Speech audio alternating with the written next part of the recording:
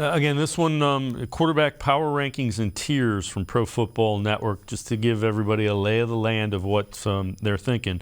Tier 1 elite is Mahomes and Josh Allen. Tier 4 useful but limited. That's where Jacoby Brissett resides, 21st overall. Tier 5 concerning Matthew Stafford, Russell Wilson, and Deshaun Watson.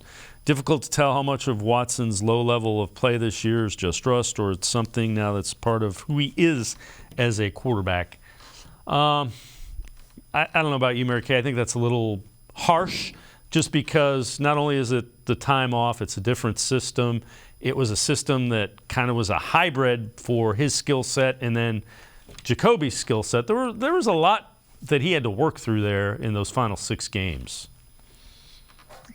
Yeah, there were a lot of things to deal with. The rust game, you have to, there was an emotional component to that game. Hadn't played for 700 days, had been suspended for 11 games. So that one was very difficult. It was like his first preseason game, really, not really knowing the offense that well, not really knowing the personnel that well or the tendencies of any of his pass catchers.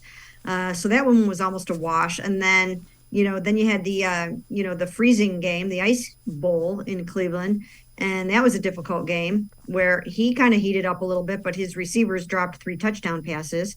And so that one is a tough eval for him. So there really only were about 4 games where you could honestly say that these were sort of normal games to try to evaluate him in. And so, yeah, it's it'll be interesting to see if they can get off to a fast start because they will need to. I mean, you just cannot fall behind in the early part of the season with how tight that AFC North race is going to be.